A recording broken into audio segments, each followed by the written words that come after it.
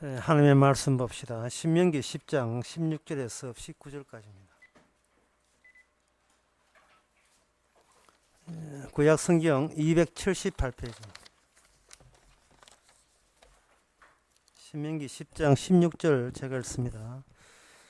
그러므로 너희는 마음에 할례를 행하고 다시는 목을 곱게 하지 말라. 너희의 하나님 여호와는 신의 신이시며 주의 주시오 크고 능하시며 두려우신 하나님이시라. 사람을 외모로 보지 아니하시며 뇌물을 받지 아니하시고 과와 과부를 위하여 신원하시며 나그네를 사랑하사 그에게 식물과 끄벽을 주시나니 너희는 나그네를 사랑하라. 전에 너희도 애굽 땅에서 나그네 되었음이니라. 아멘. 보통 일반 사람들이 보는 하나님하고 우리 성도, 성령 받는 성도가 생각하는 하나님하고 차이점이 어디냐 하면은, 일반 사람에게 하나님이라 하는 것은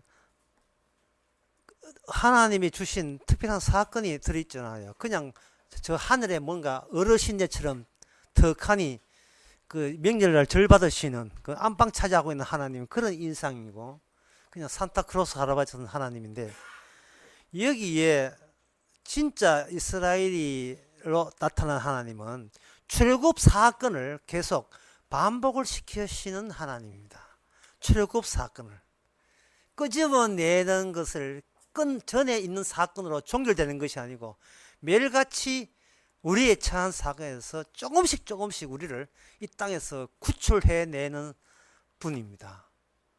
근데 구출을 우리가 알아서 하지를 못한 이유가, 우리가 이 세상에 좋아도 너무 좋아해요.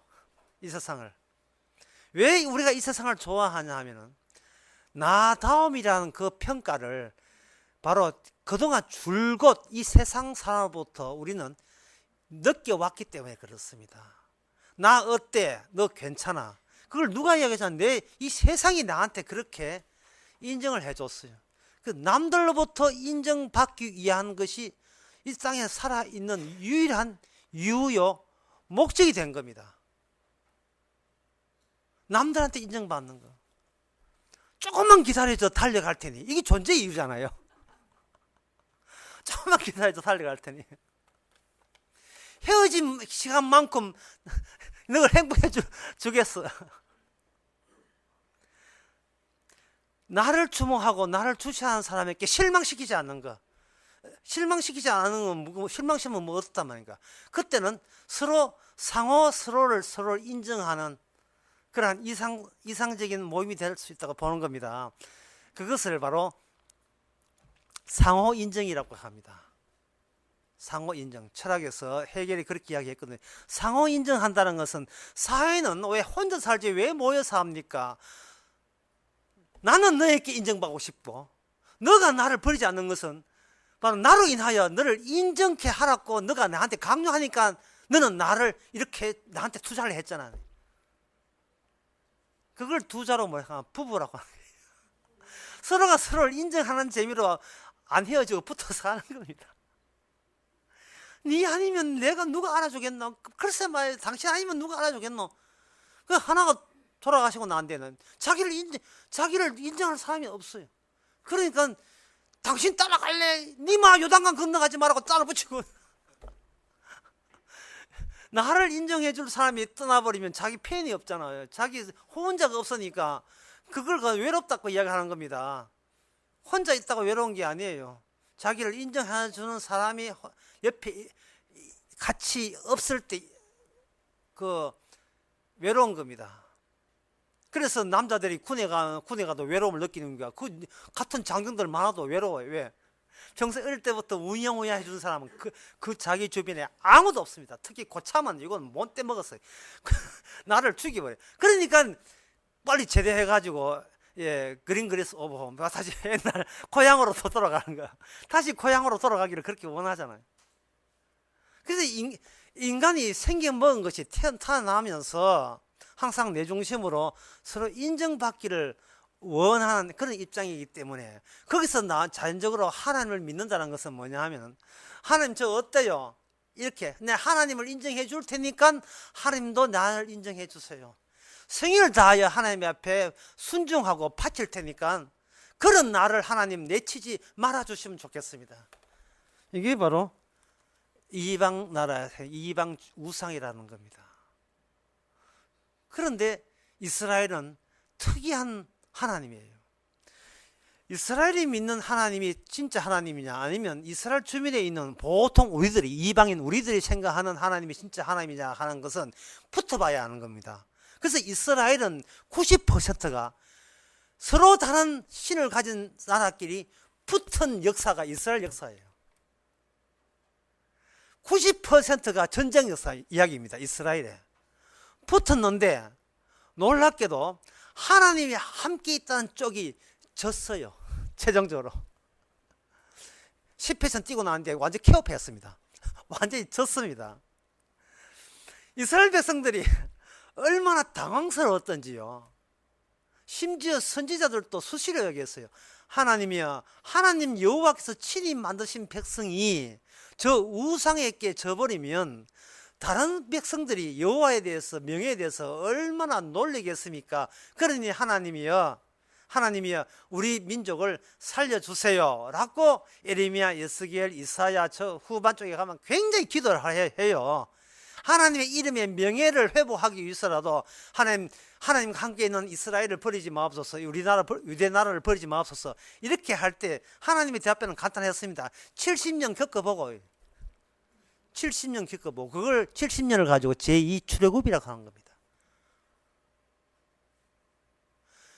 지금 우리 성도의 인생과 이 세상의 인생과 그냥 일반적인 하나님 믿는 것과 정말 성령이 십자가 영이 임한 사람을 어떻게 구분하느냐 붙어보면 알아요. 붙어보면 아는데 일반적으로 신을 생각하는 사람은 지 잘난 맛에 살아갑니다. 이렇게 해드렸더니만, 이렇게 했더니 복을 왔더라, 기도했더니만 뭐 어떻게 왔더라, 찬양을 했더니만 기뻐하시더라. 항상 내 행한 것이 원인이 되어서 하나님이 좋은 결과로 우리 주셨다고 한 거예요.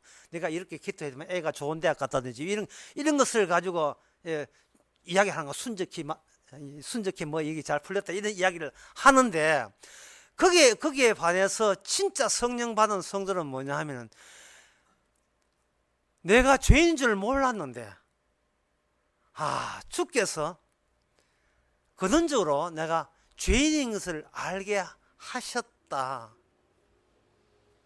나는 내 행위로 내 의를 만들어서 그 만들어진 의로 천국 간다고 생각했는데, 내가 성령을 받고 보니까 나의 의로 가는 게 아니고 내 행함을 끊어버리고 내 행함을 일체 묻거나 따지지 않고 오직 주님의 행하심 가지고만 하나님께서 원서 접수가 되고 이미 합격 통지서가, 주님의 의로만 천국 합격 통지서가 날라온다는 사실을 이야기합니다. 그러면 다른 사람이 너무 황당해서 묻지요. 너가 아무것도 하지 않았는데 어떻게 천국을 가서 왜 그래? 라고 물을 때에 성도는 이렇게 이야기가 됩니다. 하나님의 언약 때문에, 하나님의 언약이 나를 내 속에 삽입시켜서 내가 하는 내 인생을 주님의 언약의 장으로, 언약의 필드로 바꾸어 놓았기 때문에 내가 그런 희한한 고백을 할 수밖에 없다. 이렇게 되는 겁니다. 그러면 저쪽에서 말하는 그 언약은 나도 알고 싶다. 이래 나오거든요. 자, 이제부터 오늘 본문이 이제 전개가 됩니다. 이제부터 좀 이제 복잡하거든요. 오늘 본문 내용은 마음의 할례 행하라는 겁니다. 그럼 마음의 할례 행하면, 그럼 우리는 그럼 이 목사님 당신 말 주장에 의하면 할례 행하라 하는 것은 주께서 알아서 하니까 우리는 그냥 기다리기만 하면 되네. 기다리면 아무것도 할 것도 없네. 이렇게 막 좀 이야기하고 싶어서 막 궁금해가지고 이렇게 막 따지고 싶어 하는데, 하나님께서 뭘 준비하냐면 이걸 준비해요. 거기 18절에 보면 16절에 마음을 할례를 행하라고 하시고 18절에 준비된 게 있어요. 고아와 과부를 위하여 신원하시며 나그네를 사랑하사 그에게 식물과 의복을 주시나니, 그 다음에 아까 19절에 뭐냐, 너희도 나그네를 사랑하라. 전에 너희가 애굽 땅에서 나그네 되었습니다. 이래 있어요. 머리에서 오는 사람은 단발에 딱 들어옵니다. 마음의 할례 행하라 하는 것은 이게 내가 나한테 내리는 나의 처방이 아니라 주변에 내가 생각지도 못한 이질적인 요소들이 내를 포위하는 거예요. 그게 이스라엘 당시에는 뭐 고아와 나그네들입니다. 이제는 이것만 연결시 마음의 할례 행함과 내 주민의 돌변에 나타난 고아와 과부가 어떤 연결성을 갖고 있느냐, 이것만 따지면 문제는 깔끔하게 해결됩니다. 그렇죠? 근데 지금 이 고아와 과부가 나타난 것은 도와주라고 나타난 게 아니에요. 이게 뭐냐 하면은, 이게 도와주면 안 됩니다. 이분을 도와주면 안 돼요. 좀 무서운 이야기를 하고 있어요. 지금 제가 고아와 과부를 도와주지 말아요. 그럼 누굴 도와줘? 제가 오전 이야기 그렇게 했죠. 짐승은 바다에서 올라오기 때문에 땅에 있는 존재는 그 출처를 찾아갈 수 없다고 이야기했잖아요. 분명히 제가 이야기했습니다. 후딱 지나가니까. 예. 집사님 말하기를 뭐 설교 아무리 해도 잘 모르겠다 하는 게 집사님 말이 듣는 중에도 모르겠다. 원인이 나를 구원하는 원인을 내 행함에서 나오지 않기 때문에 우리는 없는 걸로 간주해요. 뭐든지 내가 뭘 행해야 그게 원인이 되는 것이 우리가 납득이 되지. 아무것도 하지 않았는데 믿으라 하는 것은 너무 우리한테 무리한 요구를 하는 것처럼 느껴집니다. 너무 무리한 요구예요. 내가 이번 일이 잘 된 것은 내가 어떻게 헌금을 했던 기도한 뭔가 꼼지락꼼지락 내 쪽에서 뭔가 한 게 있어서 그것을 이쁘게 봐서 좋은 결과를 주셨다. 이게 우리가 이게 정말 우리가 이해가 되는데, 이거 없었는데 그냥 줬다면 그 원인을 딴 데서 찾아야 되거든요. 딴 데서 찾을 수가 없어요. 왜? 땅의 존재는 바다까지 기억할 수가 없어요. 바다 가봐야 물결만 출렁이지 아무것도 없어요. 그런데 하나님께서는 언약을 어디 있는가? 우리가 찾을 수 없는 곳에 언약이 있습니다. 숨겨놓았기 때문에 그걸 창세전부터 비밀이라 하는 거예요. 복음은 비밀이거든요. 숨겨놓고 하나님의 택한 백성에게만 이게 바다에서 올라오게 되었어요. 예, 이게 올라온다고요. 이게 올라온 무리들이 난데없는 고아와 과부들이에요. 애굽 땅에 사는 이스라엘 백성들이 바다의 민족이 된다는 것은 상상도 못했습니다. 이스라엘 백성들이 바다의 민족이 되어야 될 이유는 그 히브리인들은 몰랐어요. 몰랐는데 그들 중에 지도자라 자청하는 모세가 그 집에 수병 당해가지고 수배범이 되어가지고 도망가잖아요. 도망가고 날 때 그 모세가 태어난 것이 뭐냐 하면 바다 그 물에서 기어 나온 사람이에요. 모세가 아들 다 죽일 때 모세 누나가 딱 지켜봐가지고 그 함에다가 담아가지고 동실도 떠갈 때 그때 바로의 공주가 목욕하다가 그 애를 보고 애완경 키우는 것처럼 아이고 이쁜 아이다 해가지고 내가 키우게 그렇게 된 거예요. 근데 물에서 건져낸 데서 이름이 모세입니다. 근데 모세 혼자만 달랑 물에서 건져야지 다른 민족들은 물하고 관계 없어요.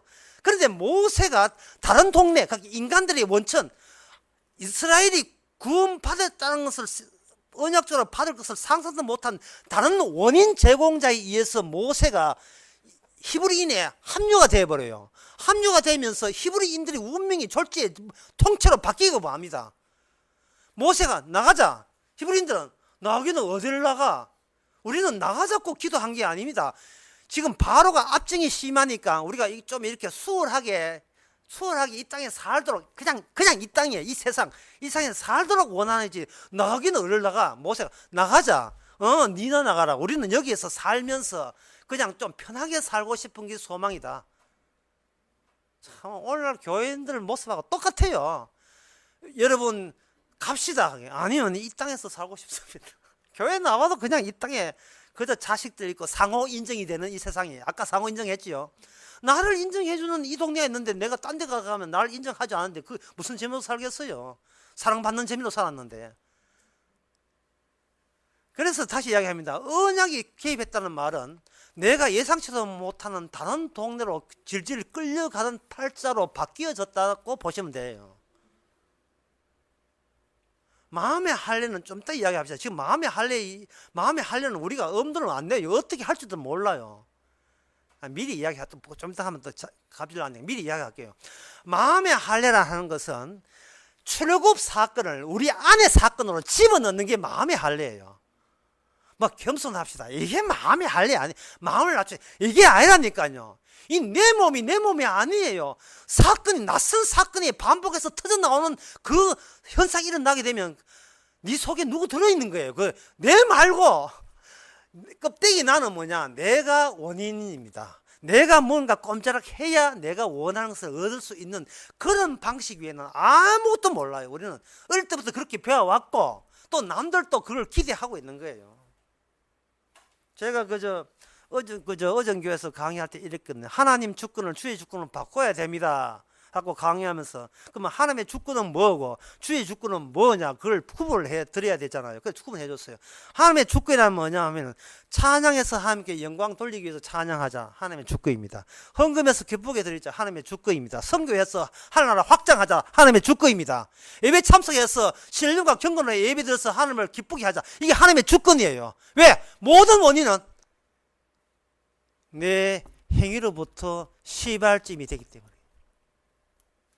어때서 그런가? 내가 헌금 안 하면 하나님의 영광 안 되고, 내가 기도 안 하면 영광 안 된다고 생각하고, 내가 예배 참석 안 하면 하나님이 삐진다고 생각하고, 내가 전도 안 하면 내만큼 하나님 나라가 축소된다고 생각하고, 모든 사고방식이 내 하기 나름으로 영광이 거기서 조절된다고 생각하는 그 방식, 우상숭배입니다.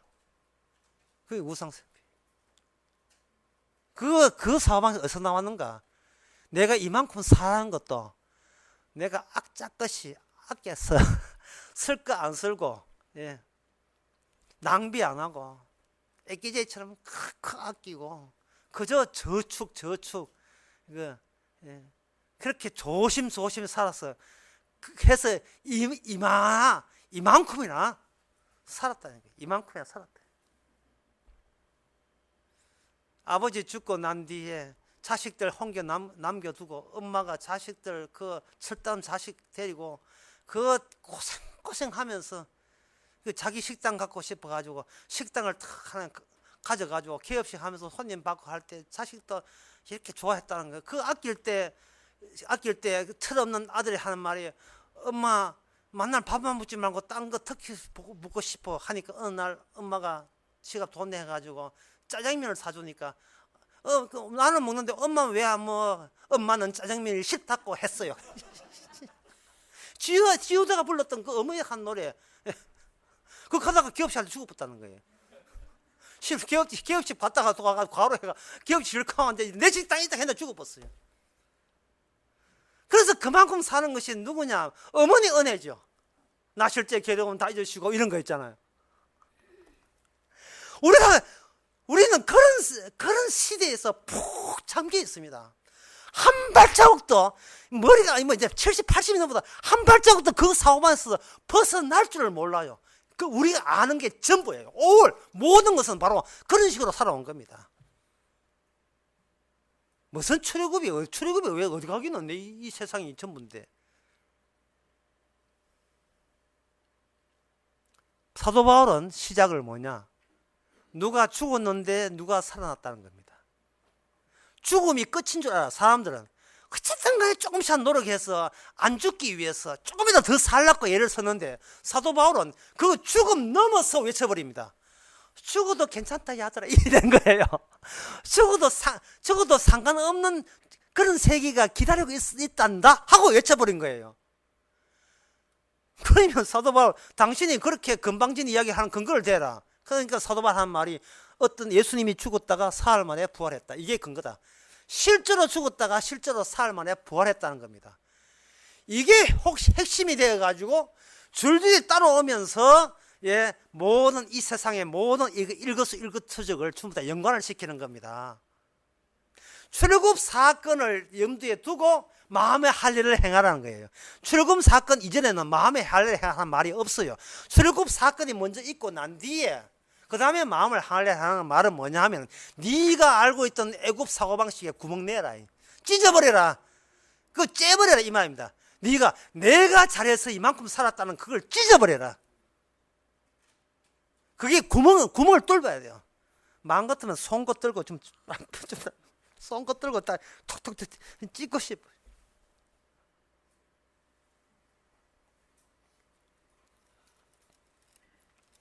사람들이 점재를 찾는데요. 사실 점재를 이게 자꾸 방문하고 찾는 것은 우리 기독교 신자라는 이유 때문에 노골적으로 안 찾지만, 그도 여성 주간지 은혜 가면 있는 주간지 뒤편에 있는 재미로 보는 운세, 그런 건 또 진짜로 재미로 보는 운세를 보면서 선악과 시험 드는 것 같아요.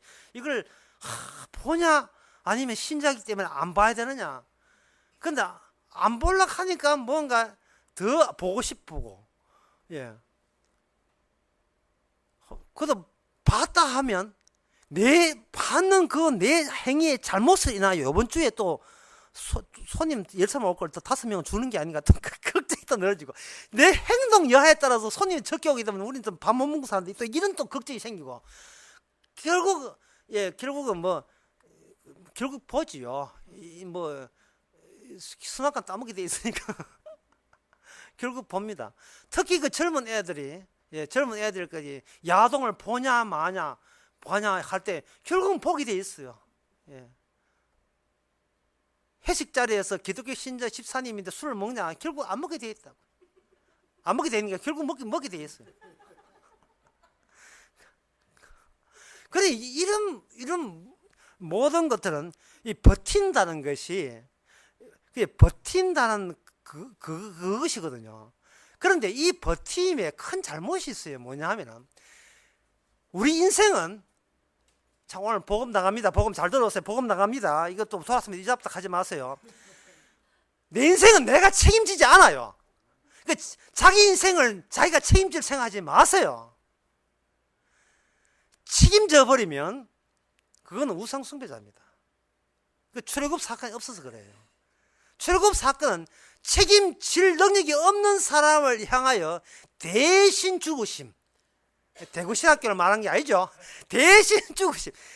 대신 죽으심이 복음으로서 우리 속에 담기게 하기 위해서, 네가 네 멋대로 한번 책임져봐라. 오히려 너의 짐은 점점 더 무거워지고 해결 안 납니다. 갈등만 증폭될 뿐입니다. 여성지에 있는 그 점을 보느냐 마냐 맨날 이 갈등 증폭되는데, 이게 문제가 뭐냐, 책임질 필요도 없는데 아직도 습관이 내 앞으로의 오늘의 삶은 내 책임하에, 내 행동 야에 딸렸다는 그 우상숭배적 발상이 계속 유지되기 때문에 그런 일이 납니다. 입시 앞두고 갑자기 부모가 안 하는 착한 짓들을 많이 하고, 내 기도를 하나 더 해야 애가 좋은 점수 받는다고 생각하는 이것은 자식을 내 책임하에 진다고 생각하는 발상이 아직도 넉넉하게 들어있기 때문에 그렇습니다. 그래서 하나님 방법은 뭐냐 하면은, 아예 망했다고 생각해봐라.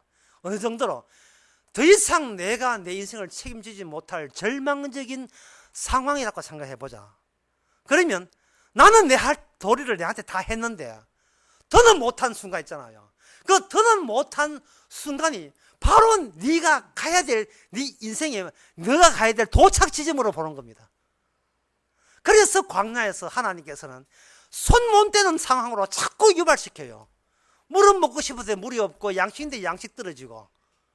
이제 출애굽 보이십니까? 신명기 이제 눈에 들어오십니까? 하나님께서 성도를 어떻게 하느냐, 내 힘으로 할 때는 절망적인 거예요. 그러면 내게 주어진 상황은 책임자가 따로 있음을 깨닫기 위해서 부딪히게 하는 상황인 줄 아시기 바랍니다. 제가 전에 어떤 분이 이야기했잖아요. 의사한테 치료하면서 그냥 치료하는 것이 아니고 물어보고 하는 거예요. 혼자서 하는 게 혼자서. 하나님, 어떤 환자분 왔습니다.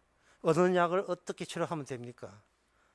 그럼 환자가 의사 선생님 무슨 이야기? 몰라 돼요. 내가 알아서 하니까. 주님이 이 손님을 보내신 것은 주님이 보냈고, 치료하는 건 내가 전혀 치료 못하고 주님이 나를 사용하시니까 이번 환자에 맞는 현저는 어떤 게 됩니까? 자꾸 치료했더니만 99% 완치. 이 말 하지 마라 했는데 또. 남들은 굉장히 자랑하는 게 아니에요. 본인은 진심이에요. 그 정도로 무능하다는 겁니다. 제발 무능하세요. 무능합시다. 인정받을 생각하지 말고 무능함으로 받읍시다. 내가 무능하지. 그렇지. 아이고 내가 그 최고의 칭찬이다.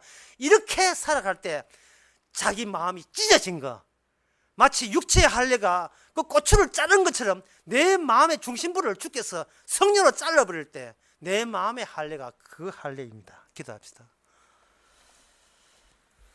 하나님 아버지, 우리 주변에 고아와 과부, 아무 뿌리 없는 사람이 마주칠 때에 바로 내 모습이 그들의 모습인 것을 왜 우리는 알지 못하고 도와줄 생각부터 먼저 했습니까? 우리가 진정 이 땅에서 고아와 과부인 것을 깨닫게 하옵소서.